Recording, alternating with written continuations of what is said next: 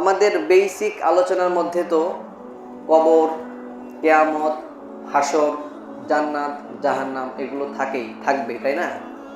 কিন্তু এর পাশাপাশি ওই বিষয়গুলো আমাদেরকে জানা উচিত, ওই বিষয়গুলো নিয়ে আলোকপাত করা উচিত, যেগুলো জানলে, যেগুলো সম্পর্কে আলোচনা করলে আমাদের আখিরাত প্রত্যয়ী হয়ে দুনিয়ার পথ চলা আমাদের জন্য সহজ হয়ে যাবে। ঠিক কিনা বলেন?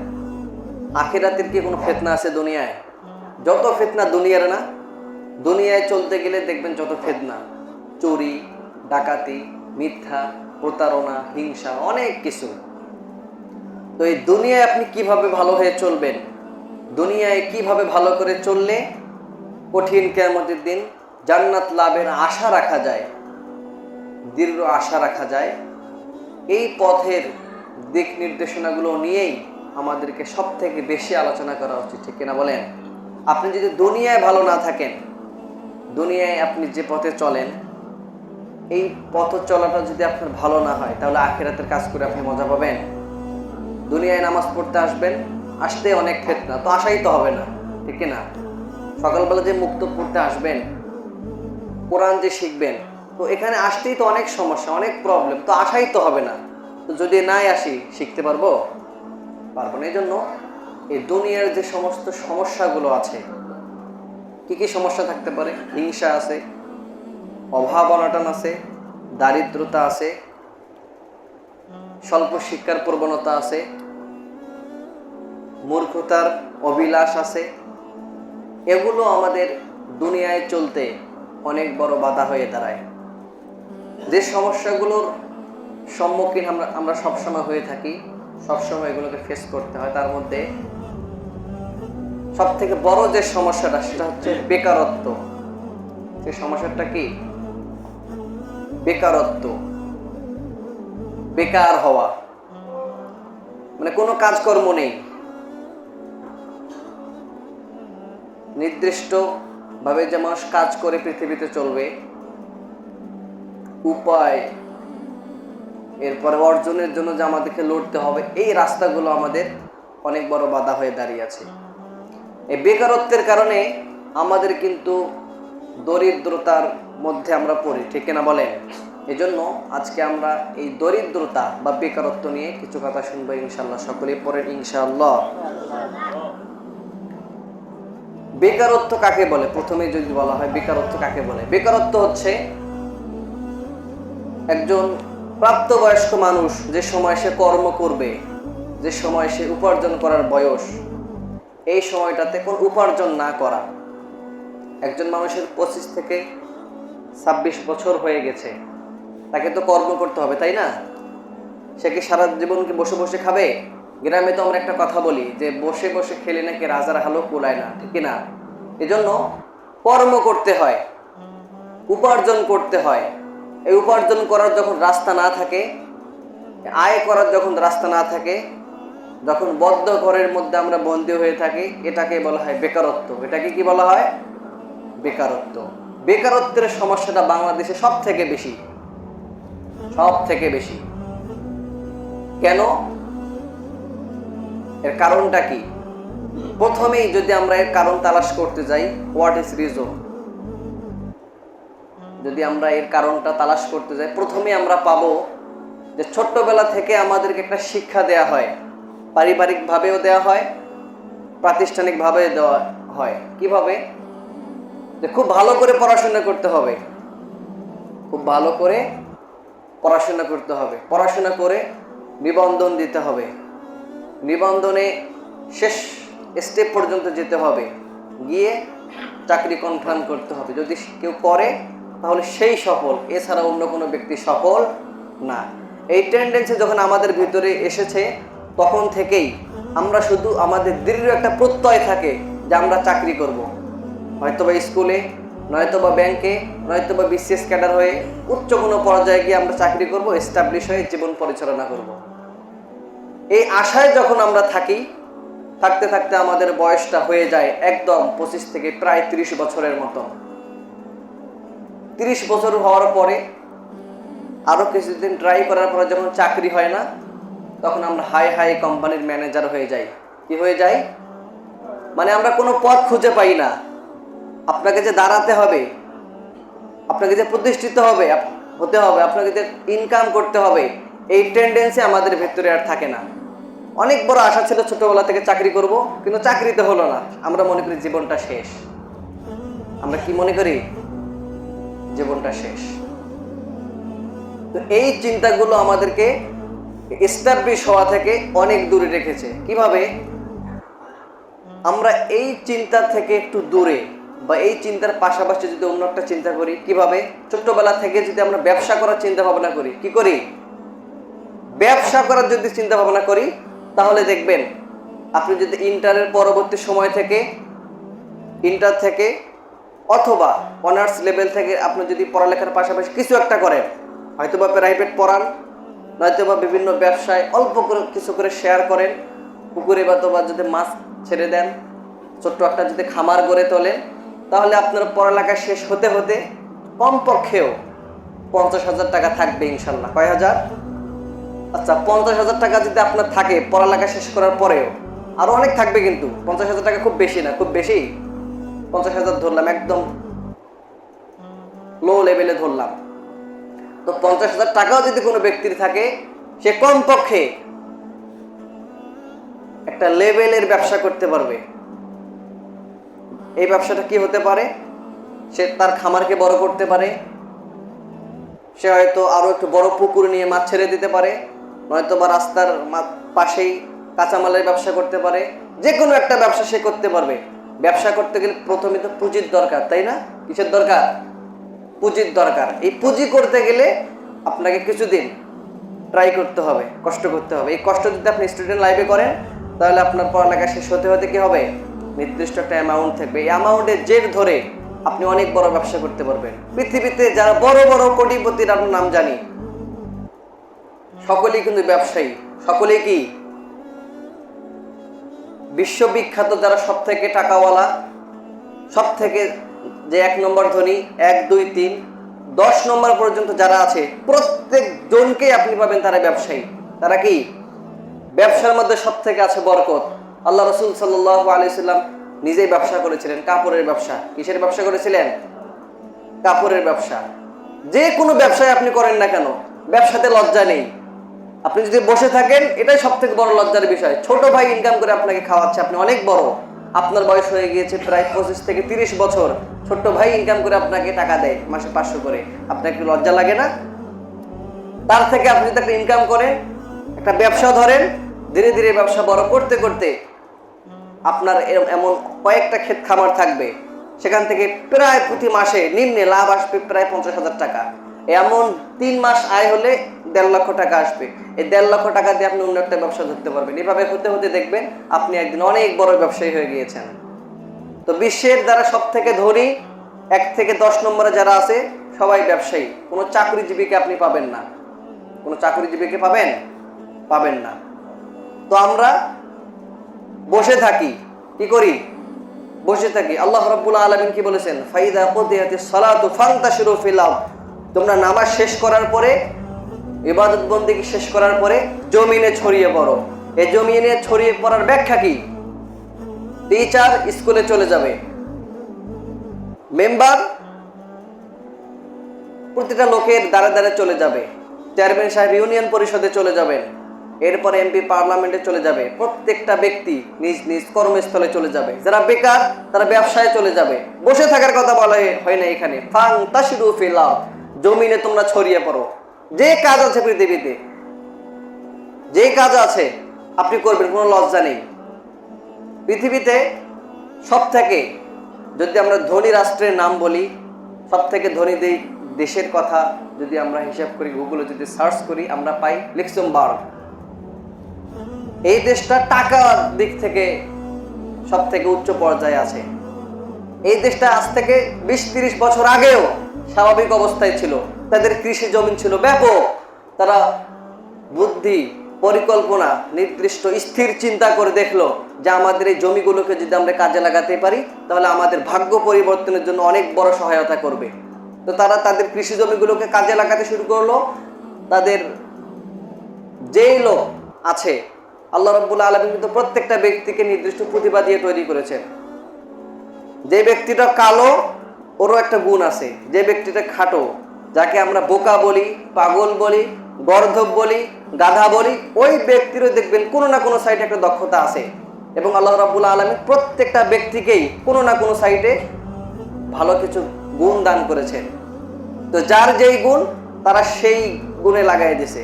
আমাদের মতো মাস্টার্স পাশের অপেক্ষায় তারা থাকে না। ওই বিসিএস কবে দিবে, কবে সেই চাকরি হবে, এরপরে বিয়ে শাদী, ওগুলো তারা কখনো চিন্তা ভাবনা করে না। আজ দেখেন এ দেশের কথা আমরা বেশি লোক কিন্তু জানিও না। লিক্সেমবার্গ বেশি নাম শুনেছেন? ঘুরে ফিরে চীন, জাপান, যুক্তরাষ্ট্র, যুক্তরাজ্য, এগুলোই তো, তাই না? কিন্তু দেখেন টাকার দিক থেকে, স্বর্ণ মুদ্রার দিক থেকে তারা এক নম্বরে। কেন? তাদের স্থির চিন্তা ছিল, পরিকল্পনা ছিল সুপ্রসন্ন, চিন্তা ছিল স্থির এবং শক্তিশালী, এবং সংকল্প ছিল সংঘবদ্ধভাবে ঐক্যবদ্ধ থাকার প্রত্যয়ে তারা চিন্তা ভাবনা করেছিল। এজন্য আমাদেরকে বসে থাকলে হবে না। ইন্নাল্লাহা লা ইউগাইয়িরু মা বিকওমিন হাত্তা ইউগাইয়িরু মা বিআনফুসিহিম। কোন জাতি যতক্ষণ পর্যন্ত তার নিজের ভাগ্য পরিবর্তনে ট্রাই করবে না, ততক্ষণ পর্যন্ত আল্লাহ রাব্বুল আলামিন তাদের ভাগ্য পরিবর্তন করে দিবেন না। আপনি আজকে বসে আছেন, তো আজকে থেকে ট্রাই করেন, 1 মাস পরে আপনার অবস্থা কোথায় আপনি দেখতে পাবেন। এভাবে 6 মাস পরে আপনার অবস্থান কোথায় আপনি নিজেই টের পাবেন। এরপর 1 বছর পরে, 5 বছর পরে দেখবেন আপনি প্রতিষ্ঠিত হয়ে গেছেন। আর এইভাবে যদি চাকরির অপেক্ষায় থাকবেন, দেখবেন বিয়ে শাদীও করতে পারবেন না, লাইফটাকে উপভোগ করতে পারবেন না, সমাজের বোঝা হয়ে থাকবেন, বিয়ে বাড়িতে যাবেন, পরিচয় দিতে পারবেন না, আপনি কোনো অনুষ্ঠানে যেতেই পারবেন না, চাইবেন না যে আমার তো কোনো কর্ম নেই, পড়ালেখা শেষ করেছে সে ঢাকা বিশ্ববিদ্যালয় থেকে, বুয়েট, ডুয়েট, চুয়েট থেকে, আরো অন্যান্য ডিগ্রি আমার আছে, কিন্তু চাকরি তো নেই। কেন চাকরির পেছনে আপনি যাবেন? চাকরি, চাকর থেকে চাকরি, আপনি কেন চাকরি করবেন? নিজ গুণ দিয়ে, নিজ দক্ষতার যোগ্যতা দিয়ে আপনি আল্লাহ রাব্বুল আলামিনের উপর ভরসা করে আগাতেই থাকবেন, দেখবেন যে আপনার রাস্তা শুধু আল্লাহ রাব্বুল আলামিন সুপ্রসন্ন করে দিয়েছেন। ইনশাআল্লাহ পড়েন। আল্লাহ রাসূল সাল্লাল্লাহু আলাইহি সাল্লামের কাছে এসে এক আনসারী সাহাবী বলল, হে রাসূল, আমাকে কিছু টাকা আপনি দান করুন। কি করুন? কিছু টাকা আমাকে দান করুন। তখন আল্লাহ রাসূল সাল্লাল্লাহু আলাইহি সাল্লাম ওই সাহাবীকে জিজ্ঞেস করলেন, তোমার ঘরে কি কিছু নেই? বলেছে আছে, শুধু 2টি জিনিস। কি কি সেই 2টি জিনিস? বলল, একটি মগ আছে বা গ্লাস আছে, আর একটি কাঁথা অথবা কম্বল আছে। তখন আল্লাহ রাসূল বললেন, যাও ওই 2টি জিনিস নিয়ে আসো। ওই সাহাবী বাড়িতে গিয়ে ওই 2টি জিনিস সুন্দরভাবে নিয়ে আসলেন, এসে আল্লাহ রাসূল সাল্লাল্লাহু আলাইহি সাল্লামের সামনে রাখলেন। তখন আল্লাহ রাসূল সাল্লাল্লাহু আলাইহি সাল্লাম বলেছেন, কে এমন ব্যক্তি আছে ওই জিনিসটা 2 দিরহামের বিনিময়ে কিনবে? তখন এক সাহাবী বলল, হে রাসূল, আমি 1 দিরহাম দিব। আল্লাহ রাসূল বলল, না। তখন আরেক সাহাবী বললেন যে, হে রাসূল, আমি 2 দিরহাম দিয়ে কিনবো। তখন 2 দিরহামের বিনিময়ে আল্লাহ রাসূল সাল্লাল্লাহু আলাইহি সাল্লাম ওই কাঁথা, কম্বল অথবা গ্লাসটা বিক্রি করে দিলেন। দেওয়ার পর ওই 2 দিরহাম যে সাহাবীর কাছ থেকে গ্লাস এবং কাঁথা নিলেন, ওই সাহাবীকে দিয়ে বললেন, এই 1 দিরহাম দিয়ে পরিবারের লোকদেরকে খাবার দিয়ে আসো, আর 1 দিরহাম দিয়ে তুমি তোমার, আর 1 দিরহাম দিয়ে আল্লাহ রাসূল সাল্লাল্লাহু আলাইহি সাল্লাম ওনাকে একটা কুঠার কিনে দিয়েছিলেন, বা করাত, যেটা আমরা বলি, কাঠ মানুষ কাটে না, এখন তো মেশিন দিয়েও গাছ কাটা যায়, কিন্তু এখনো দেখবেন লম্বা লম্বা করাত আছে যেগুলো দিয়ে গাছ কাটে, 2 জন 2 পাশে ধরে এভাবে টানে এবং কাটে। তো এই করাত বা কুঠার একটা আল্লাহ রাসূল সাল্লাল্লাহু আলাইহি সাল্লাম কিনে দিলেন। কিনে দেওয়ার পর হাতল আল্লাহ রাসূল নিজেই লাগিয়ে দিলেন, দিয়ে বললেন, এই 1 দিরহাম দিয়ে পরিবারের লোকদেরকে খাবার কিনে দিয়ে আসো, আর এই করাত দিয়ে বা কুঠার দিয়ে তুমি জঙ্গলে যাও, গিয়ে কাঠ কাটো, আমি যেন তোমাকে 15 দিনের মধ্যে তোমাকে না দেখি, বা 2 সপ্তাহের মধ্যে তোমাকে না দেখি। ওই সাহাবী আল্লাহ রাসূল সাল্লাল্লাহু আলাইহি সাল্লামের কথা অনুযায়ী ওই কাজ করলেন।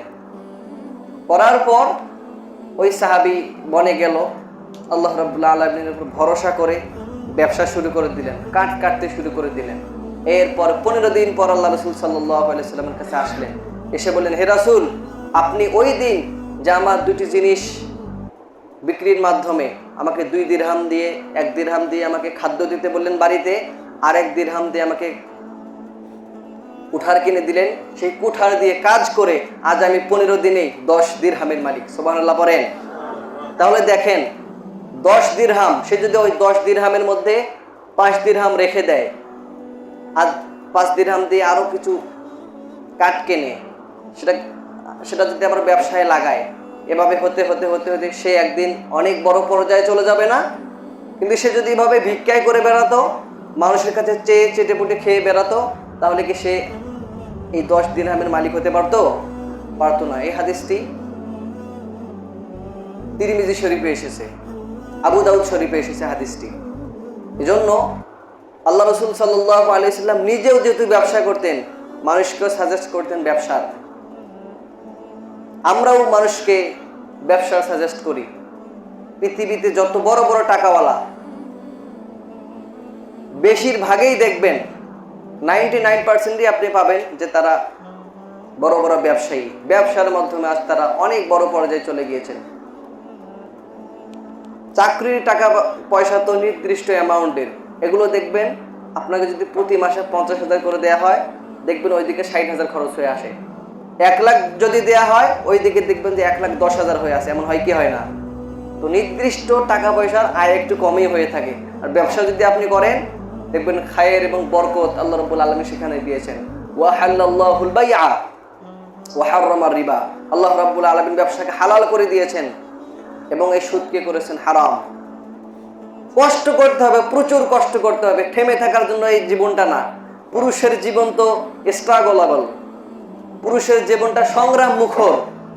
পুরুষ ছোট্টবেলা থেকে যখন বড় হলো, হাই স্কুলে উঠলো, হাই স্কুল শেষ করে কলেজ লাইফে গেল, বা ওইদিকে বাবা মারা গেল, সংসারের দায়িত্ব কাঁধে এসে চাপলো, এই তো শুরু হয়ে গেল জীবন। ছোট ভাইকে দেখতে হয়, ছোট বোনকে বিয়ে দিতে হবে, মা অসুস্থ, ওইদিকে ফুপুরা এসে জমি চায়, সেই জমির ভাগ দিতে হবে বের করে, ওইদিকে আবার নিজের বিবাহ শাদী করতে হবে। নিজের লাইফস্টাইলকে উন্নত না করলে আবার ভালো পরিবার থেকে মানুষ মেয়েও দিতে চায় না, চায়। কত কিছু যে খেয়াল করে একটা পুরুষের জীবন চলতে আপনি কল্পনাই করতে পারবেন না। মহিলা মানুষ তো শুধু মুখরোচক খাবার বোঝে, মহিলা মানুষ তো শুধু সুখ বোঝে, তারা এসি বোঝে, ফ্ল্যাট বোঝে। কিন্তু পুরুষ মানুষের জীবন যে কত সংগ্রাম মুখর, তারা যদি এটা দেখতো, দেখেও তো তারা বোঝে না। আল্লাহ রাব্বুল আলামিন তাদেরকে সে বুঝ শক্তি দেয় নাই। কিন্তু পুরুষের জীবনটা অনেক কষ্ট করে বাঁচতে হয়। পুরুষের সারাটা জীবন যায় মানুষকে হাসাতে, কিন্তু সে জীবনে হাসে না। পুরুষের সারাটা জীবন যায় মানুষকে সুখে রাখতে, কিন্তু সে কখনো সুখে রাখতে পারে না। 1000 মানুষকে দিয়েও দেখবেন যে দিন শেষে তার একটা বদনাম আছেই। সারাটা জীবন অনেক করছে, ছোটবেলায় ছোট ভাইকে অনেক কিছু করেছে। একটা সময় ছোট ভাই বড় ভাইকে ধিক্কার জানায়, ওই ছোট বোনটায় বড় ভাইকে ধিক্কার জানায়। স্ত্রী তো সব সময় স্বামীকে ধিক্কার জানায়। স্বভাবত মহিলা মানুষ কিন্তু শুকরিয়া একটু ভিতরে কম, ঠিক কিনা বলেন? এজন্য পুরুষের জীবনটা খুব কষ্টময়, কষ্ট করে এই জীবন বাঁচাতে হয়। যেমন আল্লাহ রাব্বুল আলামিন বলেন, লাকাদ খালাকনাল ইনসানা ফি কাবাদ। আমি তো মানুষকে তৈরি করেছি সংগ্রাম মুখর করে। এজন্য এই জীবনটা থেমে থাকবার নয়। এই জীবনে থাকতে গেলে আপনি যাই বলেন, যে ওয়াজই করেন আর যাই বলেন না কেন, দিন শেষে টাকা ছাড়া পৃথিবী চলে? বলেন, টাকা ছাড়া কি চলা যায়? টাকা লাগবেই। আপনি এই সমাজের মোড় ঘুরে দিতে আপনাকে টাকা লাগবে। এই দেশকে পরিবর্তন করতে গেলে আপনাকে টাকা লাগবে। কেন টাকা লাগবে? যদি আপনি মানুষের জীবনকে পরিবর্তন করে দিতে চান, প্রাথমিক অবস্থা যদি আপনি প্ল্যান করেন, আপনাকে ভালো প্রতিষ্ঠান করা লাগবে, ঠিক কিনা বলেন? ভালো প্রতিষ্ঠান করতে গেলে টাকা লাগবে না? টাকা লাগবে। আরো সমাজে উন্নয়নমূলক কাজ যদি করতে চান, টাকা লাগবে। এরপর অনেক সংস্থার মাধ্যমে মানুষকে খেদমত করে, সাহায্য সহযোগিতা করে, এটা করতে গেলেও টাকা লাগবে। তো দিন শেষে কথা হচ্ছে, টাকা ছাড়া এই পৃথিবী চলে না, টাকা ছাড়া একটা সেকেন্ড যেতে পারে না। এবং মানুষ তো বলেই যে টাকা হলে মৃত্যু বাদ দিয়ে নাকি সবকিছু কেনা যায়। এই কথাটার বাস্তবতা আছে, কিন্তু আছে না নাই? আপনি যাই করেন, আপনাকে কাউকে লাগবে না। আপনি এখান থেকে টাকা বিকাশে পাঠিয়ে দিবেন, আপনার হোটেল থেকে খাবার পাঠিয়ে দিবে। আবার এখান থেকে একজনকে টাকা দিবেন যে ভাই 20 টাকা আপনি ধরেন, আমাকে ওই দোকান থেকে ওষুধ এনে দেন, দিবে না? দিবে। তো সুতরাং কথা হচ্ছে, আমাদের সমাজের সব থেকে বড় সমস্যা হচ্ছে বেকার। এই বেকারের কারণেই দেখবেন সমাজে অশান্তি, বাবা মা ছেলে মেয়েদেরকে তেমন ভালোবাসে না, ওইদিকে স্ত্রী সন্তানও খুব রেসপেক্ট করে না। দিন শেষে সমাজের বোঝা হয়ে আমাদেরকে বেঁচে থাকতে হয়। এজন্য আমরা যেন চাকরির পিছনে না ঘুরে ছোটোখাটো হলেও যেন ব্যবসা শুরু করে দেই। আর আপনি ব্যবসা করতে গেলে মানুষ পেছন থেকে অনেক কথা বলবে। আমরা একটা কবিতা পড়েছি না, করিতে পারি না কাজ, সদা ভয় সদা লজ, সংশয়ে সংকল্প সদা টলে, পাশে লোকে কিছু বলে। পড়েছি না আমরা সবাই? পাশে লোক তো বলবেই। মানুষ তো মানুষের ভালো দেখতে পারে না, মানুষ মানুষের উন্নতি দেখতে পারে না, মানুষ মানুষের জীবনে ভালো কিছু হোক এটা কেউ আশা করে না। এই জন্য সমাজকে মেনটেন করে নিজের ব্যক্তিত্ব ধরে আপনার জীবনকে পরিবর্তন করতে যা করার দরকার, যে ব্যবসায়ী করার দরকার, যে পন্থা অবলম্বন করা দরকার, সেটাই আপনি করবেন। আল্লাহ রাব্বুল আলামিন যেন আমাদের সকলকে ব্যবসার সাহস, ব্যবসার পদ্ধতি এবং ব্যবসা করার জন্য প্রাথমিক অ্যামাউন্টের ব্যবস্থা করার জন্য আল্লাহুম্মা আমিন। আমরা যে সমস্ত বিষয় আলোচনা করলাম, এই বিষয়গুলো যেন আমরা খেয়াল করতে পারি, আমাদের পরিবারকে নিয়ে যেন চিন্তা করতে পারি, পরিবারগুলো যেন ইসলামিক মাইন্ডে চালাতে পারি। এরপর দিন শেষে আমরা সকলেই কবর পথের যাত্রী, আমরা যেন 5 ওয়াক্ত নামাজ পড়তে পারি, স্ত্রী সন্তানকে যেন পর্দার হুকুম আহকামগুলো বোঝাতে পারি, আমরা যেন যাদের ব্যাংকে মোটামুটি টাকা আছে আমরা যেন জাকাত হিসাব করে দিতে পারি, যাদের হজ ফরজ হয়ে গিয়েছে আমরা যেন হজ করতে পারি, আমরা যেন কোনো ব্যক্তির হিংসা না করি, আমরা যেন কোনো ব্যক্তির শত্রুতা না করি, আমরা যেন সকলের কাঁধে কাঁধ রেখে হাতে হাত মিলিয়ে সবার উন্নতি কামনা করে আমরা যেন এই সমাজকে এগিয়ে নিয়ে যাওয়ার প্রত্যয়ে একসঙ্গে মিলেমিশে চলতে পারি। আল্লাহ রাব্বুল আলামিন তৌফিক দিক, আল্লাহুম্মা আমিন। ওয়া আখিরু দাওয়ানা আলহামদুলিল্লাহি রাব্বিল আলামিন। ওয়াসসালামু আলাইকুম ওয়া রাহমাতুল্লাহি ওয়া বারাকাতুহু।